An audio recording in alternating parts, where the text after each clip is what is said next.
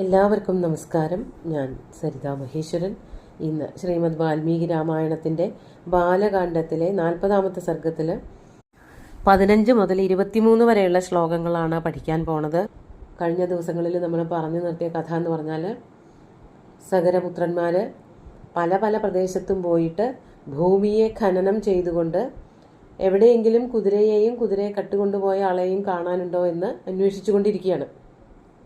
അങ്ങനെ ഒരു ദിക്കിൽ ചെന്നപ്പോൾ അവിടെ വിരൂപാക്ഷൻ എന്നു പേരായ, കിഴക്ക് ദിക്കിലേക്കാണ് ചെന്നത്, അവിടെ വിരൂപാക്ഷൻ എന്നു പേരായ ഒരു ദിഗ്ഗജത്തെ കണ്ടു എന്നും അവിടെ പിന്നെയും കുഴിച്ചു എന്ന് ആണ് പറഞ്ഞു നിർത്തിയത്.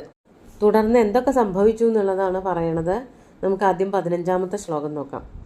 യഥാ പർവണികാകുത്സ്ഥ വിശ്രമാർത്ഥം മഹാഗജ ഖേദാചാലയതേ ശീർഷം ഭൂമികമ്പസ്തദാ ഭവേത്.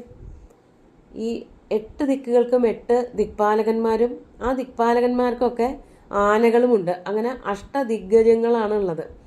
ഈ അഷ്ടദിഗ്ഗജങ്ങളും ഭൂമിയുടെ താഴെ അധിക നേരവും ഭൂമിയെ താങ്ങിക്കൊണ്ട് തന്നെയാണ് നിൽക്കണത് എന്നുള്ളതാണ് കഥകൾ, പുരാണത്തിൽ പറയുന്ന കഥകളാണ്.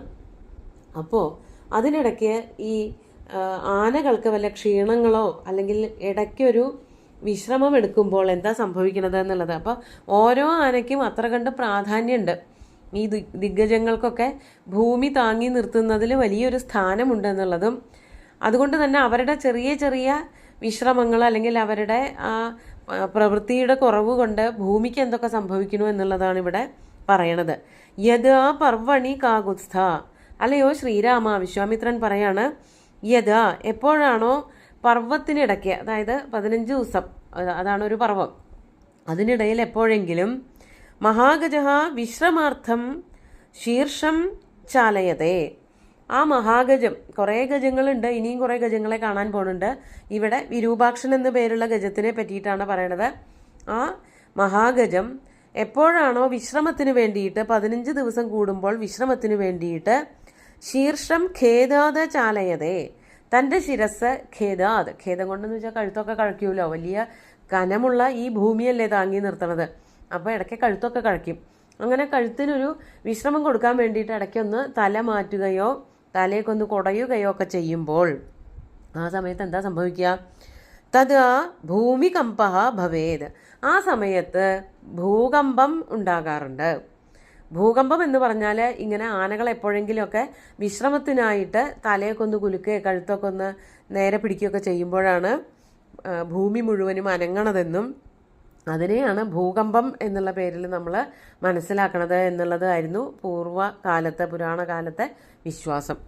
അപ്പോൾ അങ്ങനെയുള്ള ആ മഹാഗജങ്ങളെയാണ് കാണാൻ പോണത്. അതിലൊന്നിനെയാണ് ഇപ്പോൾ കണ്ടത്. അതിനെ പറ്റിയിട്ടൊന്ന് പറഞ്ഞു എന്ന് മാത്രം. അങ്ങനെ ആ മഹാഗജത്തിനെ പിന്നെ എന്താണ് സഗരന്മാർ ചെയ്തത് എന്നുള്ളതാണ് അടുത്ത ശ്ലോകത്തിൽ പറയണത്. തേതം പ്രദക്ഷിണം കൃത്വാ ദിശാപാലം മഹാഗജം മാനയന്തോ ഹി തേ രാമ ജഗ്മുർഭിത്വാ രസാതലം. തേ എന്ന് പറഞ്ഞാൽ ആ സഗരപുത്രന്മാർ തം ദിശാപാലം മഹാഗജം പ്രദക്ഷിണം കൃത്വാ, ദിക്കുകളുടെ പരിപാലനം ചെയ്യുന്ന, ദിക്കുകളെ പരിപാലിക്കുന്നവനായിട്ടുള്ള ആ മഹാഗജത്തെ, ഇപ്പോൾ കണ്ട വിരൂപാക്ഷൻ എന്നു പേരുള്ള ആ ആനയെ പ്രദക്ഷിണം കൃത്വ, പ്രദക്ഷിണം വെച്ച് നമസ്കരിച്ചിട്ട് മാനയന്തഹ, ഒന്ന് വളരെയധികം നന്നായിട്ട് തന്നെ ബഹുമാനിച്ച്, അതായത് ഇവരൊക്കെ ഇവിടെ ഉള്ളത് കൊണ്ടാണല്ലോ ഭൂമി ഇങ്ങനെ അനങ്ങാതെ അല്ലെങ്കിൽ ഒരു പ്രശ്നങ്ങളില്ലാതെ മനുഷ്യർക്കൊക്കെ ജീവിക്കാൻ പറ്റണത്. ഭൂമിക്ക് അനക്കമില്ലാതെ സുഗമമായിട്ടുള്ള ജീവിതം ഇവരൊക്കെ കാരണമാണ് മനുഷ്യർക്ക് തരാവുന്നത്. അതുകൊണ്ട് ഇവരെല്ലാവരും കൂടി ആ വിരൂപാക്ഷൻ എന്നു പേരുള്ള മഹാഗജത്തെ പ്രദക്ഷിണം വെച്ച് നമസ്കരിച്ചിട്ട് അതിനുശേഷം എന്ത് ചെയ്തു? ഹേ രാമ തേ രസാതലം ഭിത്വ ജഗ്മു, അവിടെ നിന്ന് പിന്നെയും കുഴിച്ചിട്ട് രസാതലത്തിലേക്ക് പോയി. ഇവിടെ പലതവണ രസാതലമെന്നും പാതാളമെന്നുള്ള വാക്കുകളൊക്കെ വരുന്നുണ്ട്. കഴിഞ്ഞ ദിവസത്തെ ശ്ലോകങ്ങളിലൊക്കെ ഇതൊക്കെ കണ്ടതാണ്. അപ്പോൾ ഇവരിങ്ങനെ കുഴിച്ചുകൊണ്ടേ ഇരിക്കുകയാണ്. അവിടെ വെച്ചിട്ടാണ്, അതിനിടയ്ക്ക് വെച്ചിട്ടാണ് ഈ ആനയെ കണ്ടത്. ആനയെ കണ്ടു, നമസ്കരിച്ചു, പിന്നെയും കുഴിച്ചുകൊണ്ട് രസാതലത്തിലേക്ക് പോവുകയാണ്. അപ്പോൾ എവിടെയെങ്കിലും ഈ കുതിരയെ കാണാനുണ്ടോ എന്നുള്ളതാണല്ലോ ഇവർ നോക്കിക്കൊണ്ടിരിക്കുന്നത്. അപ്പോൾ അത്രയും സമയമൊന്നും കണ്ടില്ല. കണ്ടുപിടിക്കാൻ വേണ്ടിയിട്ട് പിന്നെയും പ്രയത്നം തുടരുന്നു, അതാണ് അർത്ഥം. ഇനി 17-ാമത്തെ ശ്ലോകം നോക്കാം. തതഃ പൂർവാം ദിശാം ഭിത്വാ ദക്ഷിണാം ബിഭിദുഃ പുനഃ ദക്ഷിണസ്യാമപി ദിശി ദദൃശുസ്തേ മഹാഗജം. അടുത്ത ശ്ലോകം കൂടി ചൊല്ലാം.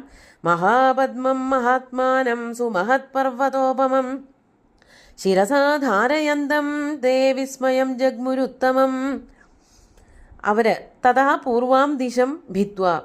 അപ്പോൾ ഈ ആന, അതായത് വിരൂപാക്ഷൻ എന്നു പേരുള്ള ആന കിഴക്ക് ദിക്കിലായിരുന്നു. ആ കിഴക്ക് ദിക്കിൽ കൂടെ തന്നെയാണ് സഗരന്മാരെ കുഴിച്ച് താഴത്തേക്ക് പോണത്.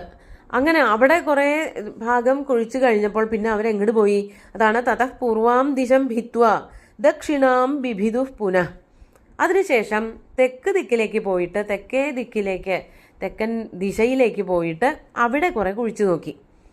ദക്ഷിണസ്യാമപി ദിശി ദദൃശുസ്തേ മഹാഗജം. അങ്ങനെ ദക്ഷിണസ്യാം ദിശി, അങ്ങനെ തെക്ക് ഭാഗത്തു കൂടെ താഴേക്ക് കുഴിച്ചു പോയപ്പോൾ അവിടെയും കണ്ടു വലിയൊരു മഹാഗജത്തെ. അതാണ് ദദൃശുഹു തേ മഹാഗജം, തേ മഹാഗജം ദദൃശു. കിഴക്ക് ഭാഗത്ത് പോയപ്പോൾ എങ്ങനെയാണോ ഒരു വിരൂപാക്ഷൻ എന്നു പേരുള്ള ഒരു വലിയ ആനയെ കണ്ടത്, അതേപോലെ തന്നെ ഭൂമി കുഴിച്ചു പോയപ്പോൾ തെക്കേ ദിക്കിലും കണ്ടു വലിയൊരു ഗജത്തെ. ആ ആനയുടെ പേരായിരുന്നു മഹാപദ്മൻ എന്നായിരുന്നു. അതാണ് ആനയുടെ പേര്. ആ ആന എന്താ ചെയ്യണത്? മഹാത്മാനം സുമഹത് പർവ്വതോപമം ശിരസാധാരയന്തം.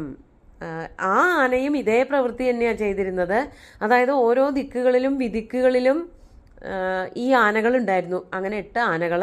ഈ 8 ദിക്കുകൾ എന്ന് പറയുന്നത് നമുക്ക് പരിചയമുള്ള 4 ദിക്കുകൾ, പിന്നെ ഈ 2 ദിക്കുകളുടെ ഇടയിലുള്ള ഓരോ ദിക്ക്, അങ്ങനെയാണ് 8 ദിക്കുകളാവണത്. അപ്പോൾ ഈ 8 ദിക്കുകളിലും ദിക്പാലകന്മാരുണ്ട്. അവരുടെ ഗജങ്ങളാണ് അവരെ പറ്റിയിട്ടാണ് വർണ്ണിച്ചുകൊണ്ടിരിക്കുന്നത്.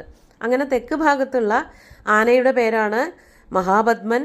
വലിയൊരു ആനയാണ്, ഭയങ്കര വലിപ്പമുണ്ട്. അതാണ് മഹാത്മാനം സുമഹത് പർവ്വതോപമം. വലിയൊരു പർവ്വതത്തിനോളം വലിപ്പമുള്ളതായ ഒരാന. അത്രയ്ക്കെങ്കിലും വലിപ്പമുണ്ടെങ്കിലല്ലേ ഭൂമിയെ താങ്ങി നിർത്താൻ പറ്റുള്ളൂ. അങ്ങനെയുള്ള ഒരാനയെ കണ്ടു.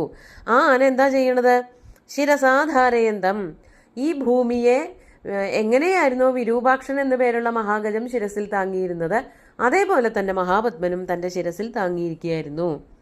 അത് കണ്ടിട്ട് തേ വിസ്മയം ജഗ്മു, തേ ഉത്തമം വിസ്മയം ജഗ്മു. അവർക്ക് അടക്കാനാവാത്ത അത്ഭുതമായി.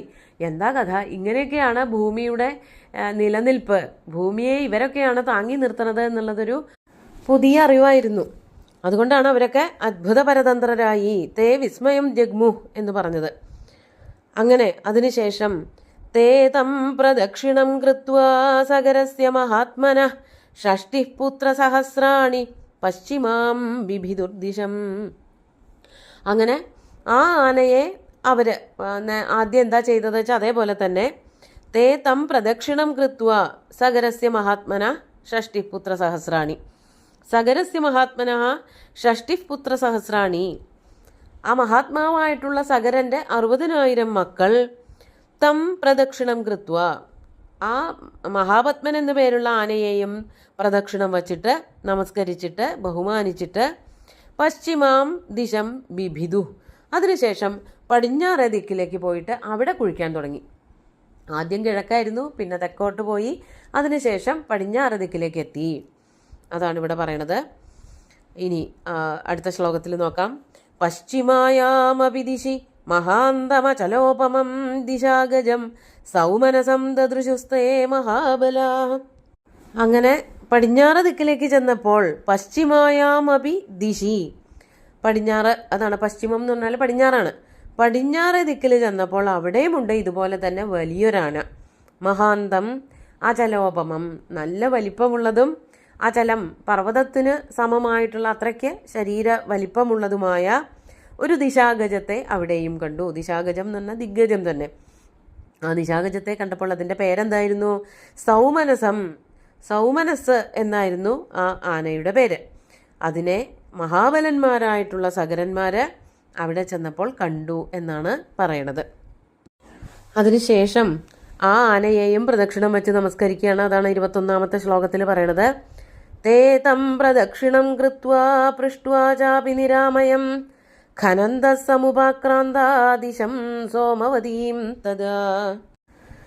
തേ തം പ്രദക്ഷിണം കൃത്വ. അപ്പോൾ ആ ആനയെയും പടിഞ്ഞാറ് ദിക്കിൽ കണ്ടതായിട്ടുള്ള സൗമനസ എന്നു പേരുള്ള ആ ആനയെയും പ്രദക്ഷിണം വെച്ച് നമസ്കരിച്ചിട്ട്, അതാണ് തേ തം പ്രദക്ഷിണം കൃത്വ പൃഷ്ട്വാ ചാപി നിരാമയം.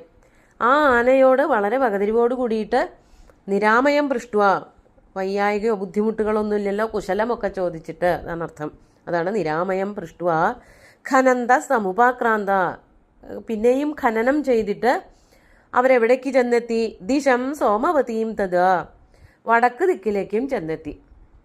അപ്പോൾ കിഴക്കുന്ന് തുടങ്ങി കിഴക്ക്, തെക്ക്, പടിഞ്ഞാറ്, അതിനുശേഷം ഓരോ ദിക്കിൽ ചെല്ലുമ്പോൾ ഓരോ ആനകളെ കണ്ടു. അവരെയൊക്കെ വന്ദിക്കുകയും നമസ്കരിക്കുകയൊക്കെ ചെയ്ത് പിന്നീട് പടിഞ്ഞാറ് നിന്ന് വടക്കോട്ട് പോയി. അവിടെ ചെന്നപ്പോൾ അവിടെയും കണ്ടു ഒരു ആനയെ. അതാണ് അടുത്ത ശ്ലോകത്തിൽ പറയണത്. 22-ാമത്തെ ശ്ലോകം നോക്കാം. ഉത്തരസ്യാം രഘുശ്രേഷ്ഠ ദദൃശുർഹിമപാണ്ഡുരം ഭദ്രം ഭദ്രേണ വപുഷാ ധാരയന്തം മഹീമിമാം.